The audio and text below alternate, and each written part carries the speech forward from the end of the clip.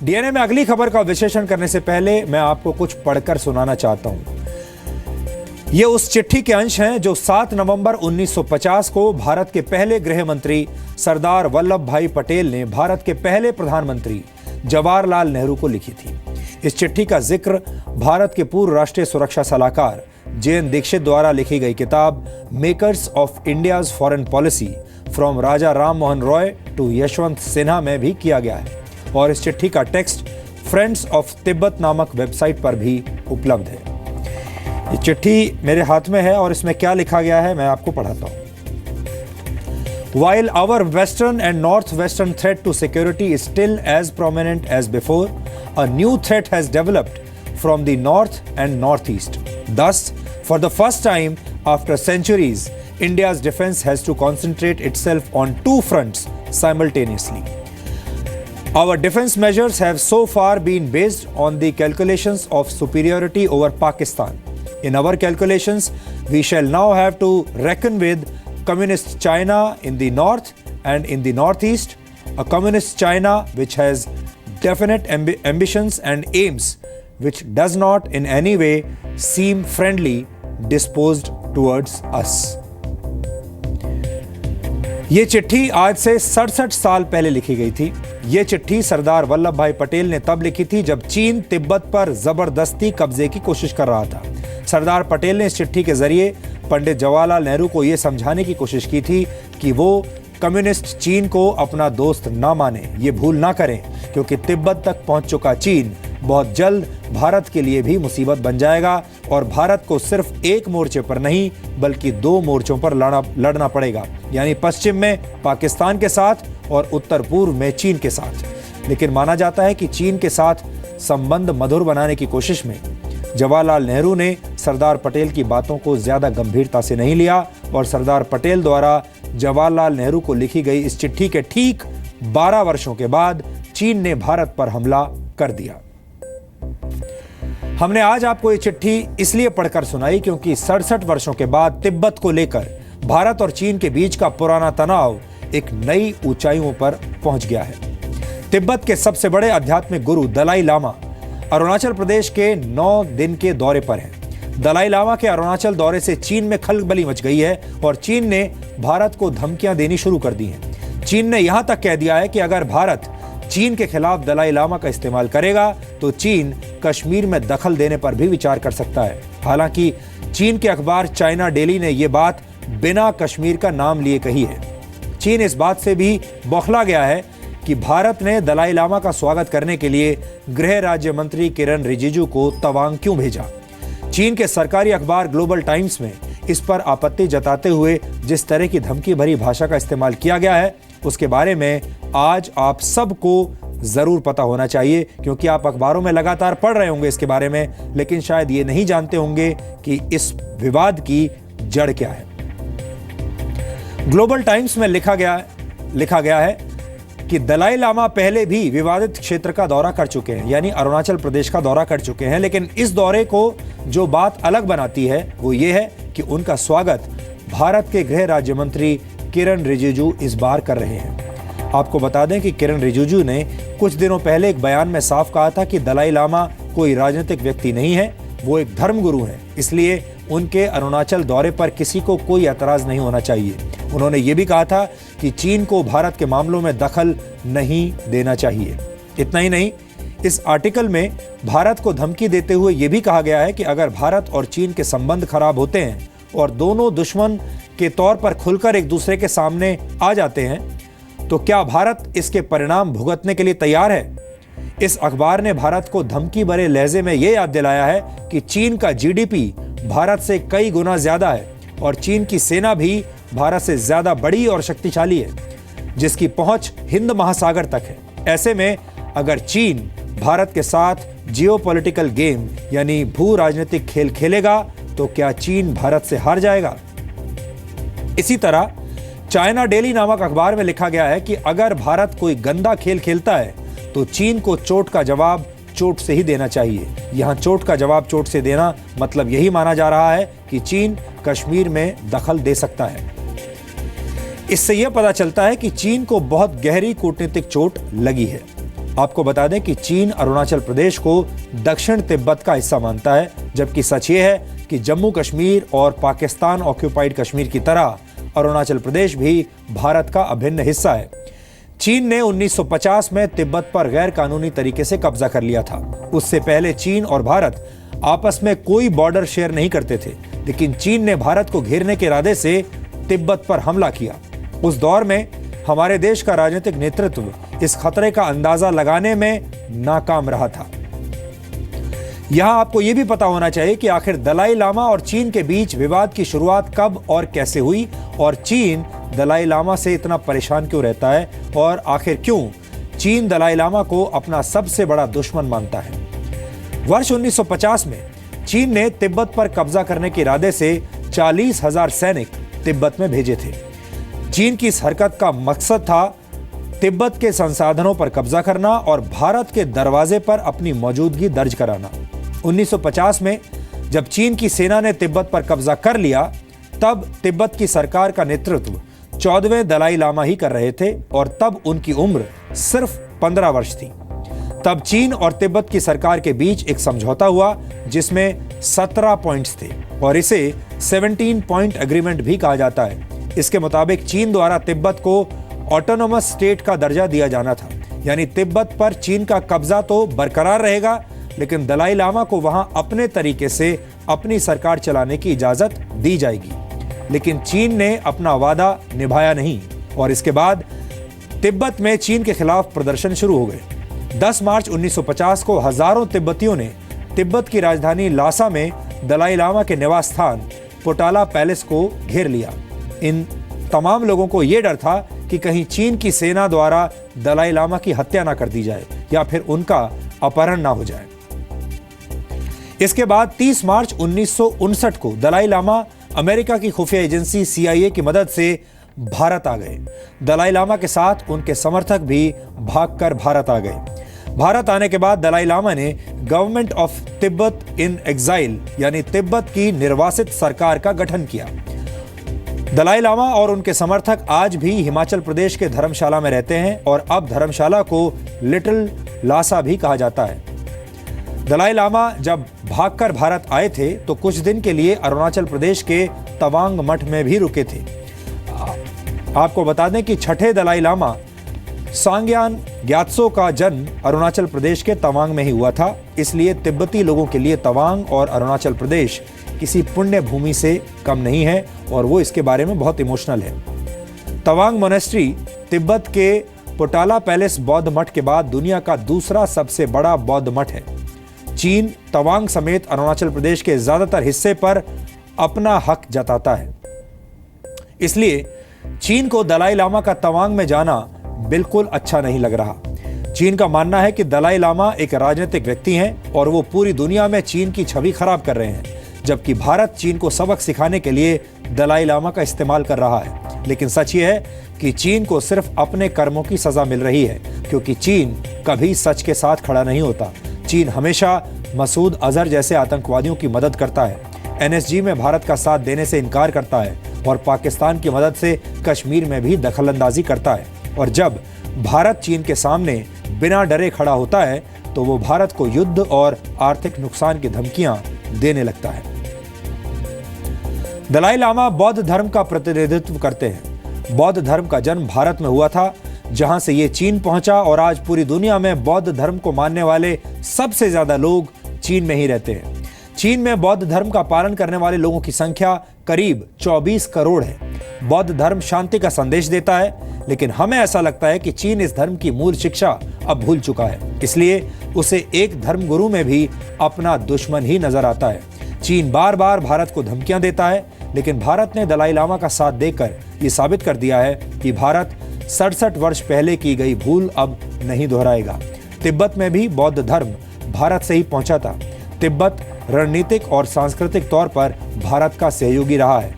हिंदुओं का सबसे महत्वपूर्ण धार्मिक स्थल कैलाश मानसरोवर भी तिब्बत में ही है, इसलिए तिब्बत की रक्षा करना और हमेशा उसके साथ खड़े रहना भारत का फर्ज बनता है और भारत अपनी ये नैतिक जिम्मेदारी निभाता रहेगा।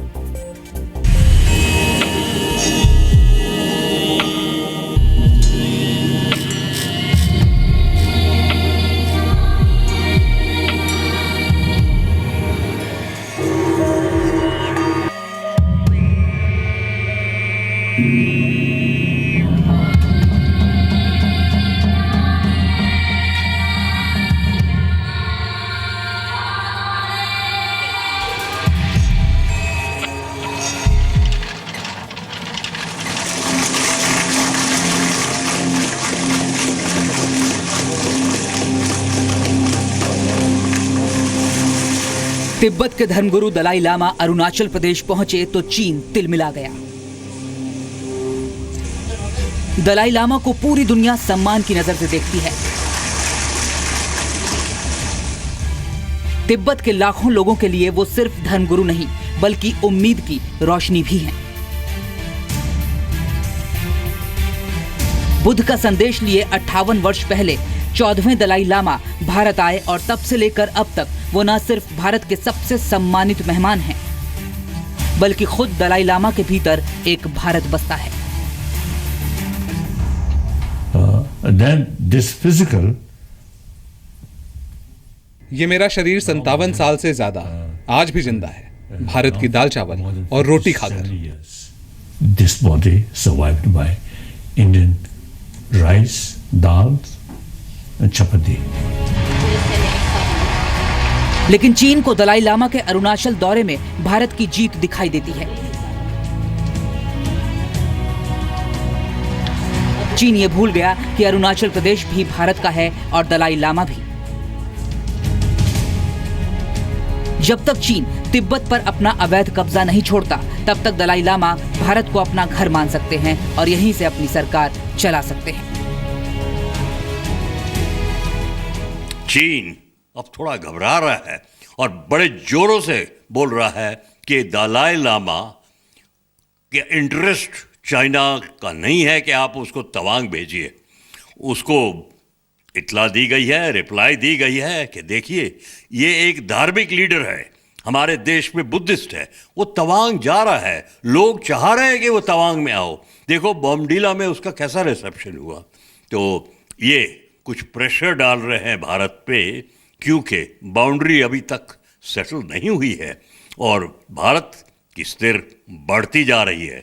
ये चीन को अच्छा नहीं लग रहा है। लेकिन चीन भारत को धमकियां दे रहा है और कह रहा है कि भारत को इसका खामियाजा भुगतना होगा। लेकिन चीन शायद ये नहीं जानता कि अरुणाचल प्रदेश न सिर्फ भारत का अभिन्न अंग है, बल्कि भारत और तिब्बत की सदियों पुरानी दोस्ती का केंद्र भी। इसलिए चीन को इसमें दखलंदाजी नहीं करनी चाहिए। Expect that China also should not interfere in our internal matters. Being a democratic and secular country, India cannot restrict or stop the visit or the program of any religious leaders in our country. 1959 में जब दलाई लामा के साथ करीब 80,000 तिब्बती भारत आए, तब से लेकर अब तक तिब्बत के लोग भारत में ऐसे ही घुल मिल गए हैं जैसे दूध में शक्कर मिलती है। No problem. No problem. To some people, even you see, consider me as a demon. कोई बात नहीं, वो मुझे शैतान भी समझ सकते हैं। इससे पहले भी मुझसे पूछा गया था कि वहाँ की चाइनीज सरकार आपको शैतान बताती है, तो हाँ, मैं शैतान हूँ। What do you feel? And then I respond, yes, I am demon with horn. चीन विस्तारवादी नीति का पालन करता है और इसलिए कभी वो ताइवान पर हक जताता है, कभी तिब्बत पर, कभी साउथ चाइना सी पर, तो कभी अरुणाचल प्रदेश पर। लेकिन सच ये है कि चीन की विस्तारवादी नीति का खरीदार अब अंतर्राष्ट्रीय दुनिया में शायद ही कोई देश है। जो हम मान ले चीन तो वो उड़ाने चाहते हैं, जो टिबेटियन बुद्धिस्ट है उनको चीनी बनाने चाहते हैं। वहाँ की जो स्टूपाज हैं, बुद्धिस्ट स्टूपाज हैं, उनके जो मॉनेस्ट्रीज हैं उनको बंद करना चाह रहे हैं, उनको चाइनीज सिखा के। तो हमें पड़ोसी के साथ दोस्ती होना चाहिए। पड़ोसी को देख रहा है कि उस देश में, तिब्बत में कुछ लोग परेशान हो रहे हैं, तो हम उनको हमदर्दी दे रहे हैं। उससे तवांग से क्या मतलब है? तवांग तो भारत का कस्बा है, अरुणाचल प्रदेश का है तवांग। भारत और तिब्बत के संबंध सदियों पुराने हैं। दोनों देशों को न सिर्फ नदियां आपस में जोड़ती हैं, बल्कि धर्म और संस्कृति भी दोनों देशों के बीच एक पुल का काम करते हैं। Last time when I came, I said yes, Tibetans seeking refuge in India, but Tibetans are the one who have granted refuge to Lord Shiva. Tibet आज है क्योंकि भारत का साथ है। हाँ, तिब्बत ने शिवजी को रिफ्यूज दिया। भारत की सभ्यता का केंद्र मानी जाने वाली सिंधु नदी भी तिब्बत में ही है, मानसरोवर भी तिब्बत में है, कैलाश पर्वत भी तिब्बत में। यानी जब भी तिब्बत को फायदा होगा, भारत को भी फायदा होगा। Indus River, the cradle of Indian civilization, shows Misas in Tibet. Mansarovar is in Tibet. Mount Kailash is in Tibet. Hence, protection and success of Tibet is also beneficial to India as well. Tibet को दुनिया की छत माना जाता है और जब तक तिब्बत का सिर ऊंचा रहेगा, भारत की गर्दन भी नहीं झुक पाएगी। दलाई लामा भी खुद को भारत का बेटा मानते हैं, इसलिए चीन चाहकर भी दलाई लामा और भारत को अलग नहीं कर सकता। I'm son of India. Reason. Different ideas, different concept, philosophy, and logic, which filled my brain. All this come मैं from सबको India. कहता हूं, मैं भारत का बेटा हूं, Then क्योंकि this idea, physical- concept, philosophy और लॉजिक मेरे मस्तिष्क में भारत से ही आते हैं। 57 साल से मैं और मेरा शरीर भारत के दाल चावल खाकर बना है। This body survived by Indian rice, dal, and chapati. So, physically, spiritually, I'm son of India. And then, over 57 years, I think, longest guest of Indian government.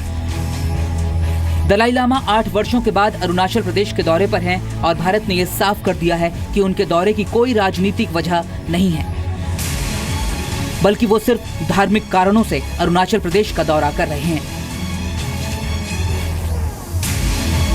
चीन को यह समझना होगा कि वो भारत को कह रहा है कि भारत एक धार्मिक व्यक्ति का साथ ना दे, जबकि चीन एक आतंकवादी और आतंकवाद को बढ़ावा देने वाले देश का साथ देता रहेगा।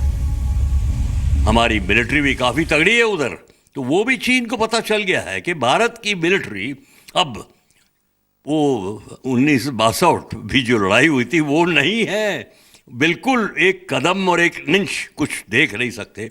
तो ये प्रेशर टैक्टिक्स हो रही है क्योंकि चीन कोशिश कर रही है वो अमेरिका के स्तर पे जाए और उनको अच्छा नहीं लग रहा कि भारत आगे है। और हाँ, बाउंड्री तो अभी तक सेटल नहीं हुई है। चीन को यह भी समझना होगा कि उसकी सैन्य शक्ति और अर्थव्यवस्था भले ही भारत से बड़ी है, लेकिन 1962 के युद्ध के बाद से भारत ने चीन के खिलाफ खुद को पहले से मजबूत किया है। और अगर चीन ने भारत को आंख दिखाने की कोशिश की तो भारत चीन को मुंहतोड़ जवाब देने की क्षमता रखता है। चीन को चाहिए कि वो सैन्य, आर्थिक और कूटनीतिक हिंसा का मार्ग त्याग कर भारत के साथ दोस्ती की पहल करे, आतंकवादियों का साथ देना बंद करे और एक अच्छा पड़ोसी होने का फर्ज निभाए। ब्यूरो रिपोर्ट, जी मीडिया। चीन में भारत के राजदूत विजय गोखले को चीन ने तलब किया है और दलाई लामा के अरुणाचल प्रदेश के दौरे को लेकर अपनी आपत्ति दर्ज कराई। पिछले 9 वर्षों में यह पहला मौका है जब चीन ने भारत के राजदूत को इतनी सख्ती के साथ सम्मन किया है।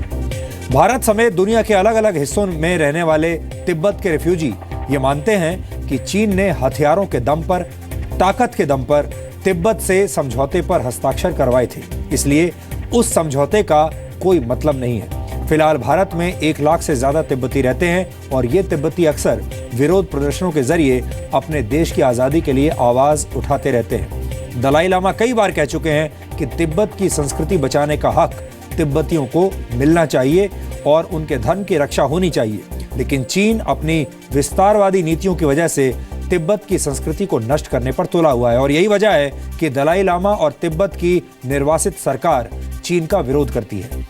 दलाई लामा ये कह चुके हैं कि भारत ने कभी भी उनका राजनीतिक इस्तेमाल नहीं किया है। आपको यहां यह भी पता होना चाहिए कि औपचारिक तौर पर भारत का तिब्बत को लेकर क्या स्टैंड है। वर्ष 2003 में Declaration on Principles for Relations and Comprehensive Cooperation between the Republic of India and the People's Republic of China में भारत ने स्पष्ट तौर पर यह कहा था कि भारत यह मानता है कि तिब्बत ऑटोनोमस रीजन चीन का है और भारत अपनी धरती से चीन के खिलाफ किसी ऐसी गतिविधि को संचालित नहीं होने देगा जो चीन को डिस्टेबलाइज करे। लेकिन भारत जानता है कि चीन कई बार अपने वादों से मुकर चुका है और वो तिब्बतियों के मामले में ऐसा दोबारा कर सकता है। इसलिए चीन से आए ऐसे हर शरणार्थी की रक्षा करना भारत का फर्ज है जो चीन द्वारा सताए गए हैं। हमें अब उम्मीद है कि आप तिब्बत को लेकर भारत और चीन के बीच में ये जो संबंध खराब हो रहे हैं इसके बारे में आपको पूरा पता चल गया होगा। दलाई लामा से चीन को इतनी चिढ़ क्यों है, अब आप ये जान चुके होंगे और आपके मन में इस संबंध में जितने भी सवाल आते होंगे उन सब का जवाब आपको हमारी आज की ये रिपोर्ट देखकर मिल गया होगा।